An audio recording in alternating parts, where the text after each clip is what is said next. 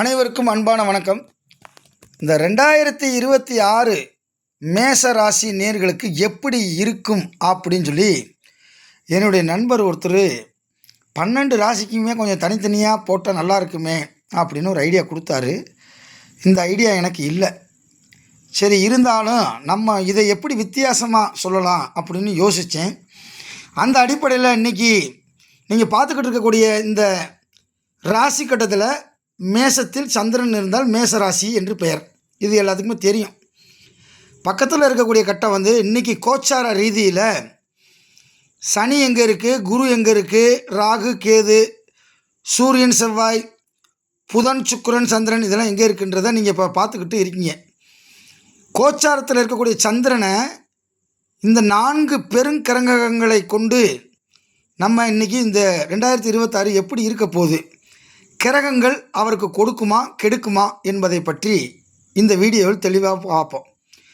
உங்களுக்கே தெரியும், சந்திரனுக்கு 12லே சனி கோச்சாரத்தில் வரும்போது 7.5 சனி தொடங்கிருச்சுன்னு அர்த்தம். எப்போ தொடங்குச்சு?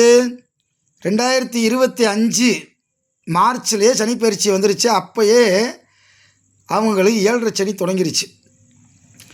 அப்போ குருவும் ராகு கேது சனி இவங்க 4 பெரிய கிரகங்களை வச்சு பார்க்க போகிறோம்.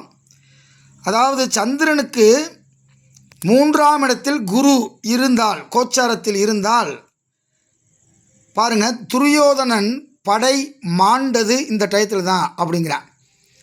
சிம்பிளாக மூல நூலில் போட்டிருக்கு. துரியோதனனுடைய படையை மாண்டது சந்திரனுக்கு 3ஆம் இடத்தில் குரு கோச்சாரத்தில் வரும்போது நடந்தது அப்படின்றான். அப்போ குரு இவங்களுக்கு ஒரு நன்மையை தரப்போவது இல்லை. குரு 3ஆம் இடத்தில் இருப்பதால் அவர்களுக்கு பணியிலே இடம் மாறுதல் ஏற்படும். ஏரியா விட்டு ஏரியா, வீடு விட்டு வீடு போகக்கூடிய ஒரு சூழ்நிலை ஏற்படும். சில நேரத்தில் வீடை விட்டுட்டு போகக்கூடிய நிலைமை ஏற்படும். அப்போ 3ஆம் இடத்துல குரு கோச்சாரத்தில் வரும்போது குடும்பம் சிதையும் என்று சொல்கிறார்கள். 7.5 சனி வேற வந்துருச்சு. இதில் சனி வேற ஒரு பக்கம் பிரச்சனை பண்ணிக்கிட்டு இருக்கு, இன்னொரு பக்கம் குருவும் சரியில்லை. அப்போ குடும்பம் சிதையும், குடும்ப பிரச்சனைகள், அது இது கோர்ட்டு கேஸு, டைவர்ஸு, வம்பு வழக்கு அப்படின்னு சொல்லி மன அழுத்தத்தில் இருக்க வேண்டிய ஒரு சூழ்நிலை 2026 இருக்குது. அதுக்கப்புறம் பாருங்கள், சந்திரனுக்கு 11ஆம் இடத்துல ராகு பயணம் பண்ணுறார். ராகு சந்திரனுக்கு 11ல் பயணம் பண்ணுனா நல்லது தான். அதாவது யாருக்கு நல்லது? மனைவிக்கு நலம், அழகிய பெண் சேர்வாள், தங்க நகை கிடைக்கும், பெண்டு பிள்ளைகள் செழிக்கும். இப்போ உங்களுக்கு ஒரு சந்தேகம் வந்திருக்கும், ஏன் சார் குடும்பம் சிதையும்ன்றீங்க, வேலையில் பிரச்சனை வரும்ன்றீங்க, வீடு விட்டு வீடு மாறி இருப்பீங்க, ஏரியா விட்டு ஏரியா போயிருப்பீங்கன்னு சொல்கிறீங்க, ராகு வந்து 11ல் வந்தால் இப்படி சொல்கிறீங்க, நாங்கள் எதை எடுத்துக்கிறது அப்படின்னா, உங்கள் ராசி கட்டத்தில் ராகு எங்கே இருக்குது? 3, 6, 11ல் இருக்கான்னு பாருங்கள். இருந்தால் உங்களுக்கு நல்லது செய்யும். 6, 8, 12 போன்ற மறைவு ஸ்தானத்தில் இருந்தால் அது மனைவிக்கு நலத்தை கொடுக்காது. இதுக்கு அப்படியே ஆப்போசிட்டாக எடுத்துக்கங்க. அழகிய பெண் சேர்வாள், சேர மாட்டான். தங்க நகை கிடைக்கும், கிடைக்காது. அடகு கடைக்கு போய் விற்க வேண்டிய சூழ்நிலை ஏற்படும். பெண்டு பிள்ளைகள் செழிக்கும். பெண்டு பிள்ளைகளுக்கும் காய்ச்சல், தலைவலி எல்லாமே ராகு கொடுப்பான். அப்போ ராகு உங்கள் ராசி கட்டத்தில் எந்த இடத்துல இருக்கார்? 3ஆம் இடம், 6ஆம் இடம், 11ஆம் இடம் இருக்காரான்னு பாருங்கள். இருந்தால் நல்ல பயன் கிடைக்கும். அடுத்து பாருங்கள், சனி கோச்சார ரீதியில் இதுதான் கோச்சார கட்டம். பாருங்கள், மீனத்தில் சனி இருக்குது. மீனத்துக்கு அடுத்த வீடு மேச வீடு, மேசத்தில் சந்திரன் இருக்குது. அப்போ மேச ராசிக்காரங்களுக்கு 7.5 சனி ஆரம்பிச்சிருச்சு. எப்போ? போன சனி பயிற்சியிலே. அப்போ அளவிட முடியாத பகை உண்டாகும், சுருக்கமாக சூனியம் உண்டாகும் என்று கூறுகின்ட்டான். என்னடா சூனியம் பிடிச்ச மாதிரியே உட்காந்துருக்க அப்படின்னு நம்ம கிராமத்தில் ஒன்று சொல்லுவாங்க. அப்போ 12ல் சனி வரும்போது உங்கள் ஜாதக கட்டத்தில் சனி எங்கே இருக்குன்னா 3, 6, 10 மற்றும் 11 இந்த இடத்துல சனி இருந்தால் உங்களை ஒன்றும் செய்யாது. 6, 8, 12 மற்றும் சனி நீசமாக போய் கிடந்துச்சுன்னா சனி வச்சு செய்ய போகிற 2026 அப்படின்னு அர்த்தம். அதுக்கடுத்து பாருங்கள், கோச்சார ரீதியில் கேது சிம்ம வீட்டில் இருக்குது. அப்போ சிம்ம வீடு மேசத்துலேருந்து எத்தனாவது வீடு? 5வது வீடு. 5வது வீட்டில் கேது இருக்கிறதுனால விஷச்சந்துக்கள் கடிக்கும், தாங்க முடியாத விஷ நோய் உண்டாகும்ன்றான்.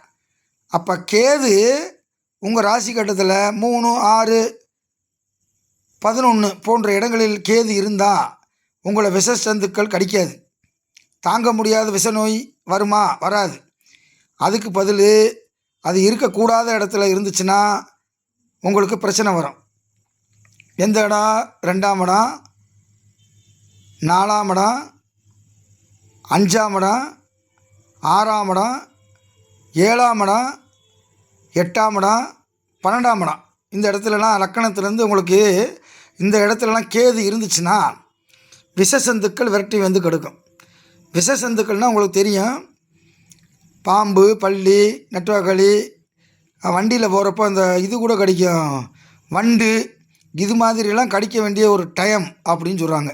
அப்போ மொத்தத்தில் பெரிய கிரகங்கள் பூராமே நல்லதையும் கொடுக்கும், கெட்டதையும் கொடுக்கும்.